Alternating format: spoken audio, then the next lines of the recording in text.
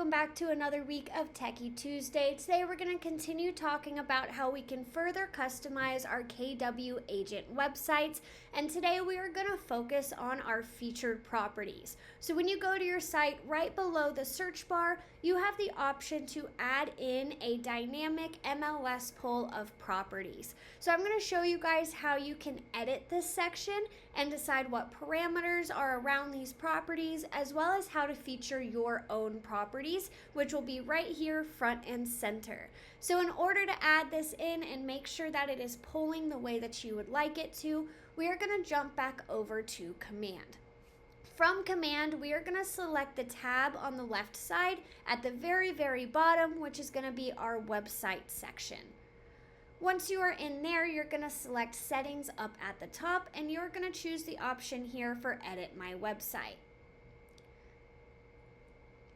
Now, some of you may have multiple websites, like mine immediately pulled me into my team website. If you select the name up here at the top that's next to the email, you can swap between the different websites that you have. So once you are on the correct website that you would like to edit, you are going to scroll down and you are going to find the option for homepage. It should say custom homepage or default homepage, so you should see an option here for your homepage. Once you select that link, it will take you into where you can edit just your homepage. So we're going to look under contents, and we're going to focus on this second one, number 2, which is the listing list featured properties. You're going to go ahead and click on it, and that is going to open up all of our editing specifically for our featured properties. So here you have a few different options of things that you can do. Under layout, if you would like it to be a carousel, which it is right now where it has the arrows that cycle through, or you can have it be a grid that they would just scroll through. So whichever option you would prefer, however, carousel is the default. And then under title, you can change where it says featured properties if you would like it to say something else. So featured properties, again, is going to be the default, but if you would like it to say something here like homes for sale or something other than featured, you can change that title. If you want to add a description, that will also fall right underneath that title, so you can go in and add a description of what they're actually seeing when they look at featured properties. So if you'd like to add in that additional description, you are more than welcome to. Then under add listings, this is where we're really going to be focusing on. Now, I do recommend that you leave it on dynamic. That is how we actually get the auto pull from the MLS. If you turn to basic, you are manually adding every single listing that you would like to be featured. So if you do not want to have to manually add in every single property, I would go ahead and leave it at dynamic. It's going to ask you to choose a center point. You can choose an address, you can choose a zip code, however you would like to do this based on the parameter of where you work. So it will default to be the office location. So depending on if you're at our main heritage office or a different market center, typically you'll see the default location is going to be the address of your market center. But if you work outside extended areas, you can adjust the center point by just typing in where you would like it to be. So if I want to change the zip code, then I can type that in and I can change it to be centered around that area.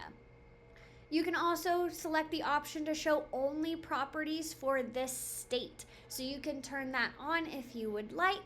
You can also change the max number of displayed. So right now in this carousel, it is only going to show me 10 properties. And then after the 10th, it's going to go back to the first one. But you can extend that out if you want them to be able to scroll and scroll and scroll. Then you can go ahead and adjust the number to less or more than 10. And then search radius. This is how far outside of this location center point it is pulling properties from. So right now we are set to default at 50. If you would like to change this, you can. So again, if you work in San Antonio, but you only work in the city, you don't do Bernie or Shirts or anywhere else outside, you can limit that. Or if you work all the way up through the hill country, closer to Austin, then you can extend the search radius on the properties that pull in. It's also going to ask you how you want to sort the listings that show up in this poll. So you can decide if you want them price high to low, living space, days on the site, or recently updated, which is the default. That way the most recent properties to be updated in the MLS will show up under your featured properties. And then we get to pinned listings here, which is how you're going to add in your own listings. So this does have to be done manually, but you can make sure that they are the first properties that show up in this carousel. And by doing that, you can click on this plus right here, and you can go ahead and search for the property address that you are looking for. Once you search for the property address, you are going to select it in the list of options, and that's all you have to do. It is then going to be added as the first property. You can also do this a couple of times, so you can add in multiple pinned listings if you would like to do so. This is what you would be doing if you had turned it to basic rather than dynamic. But then we have some further options. We can filter by even more things than what it just gave us right there. So when I click featured listings by, you can choose for it to only pull in your listings.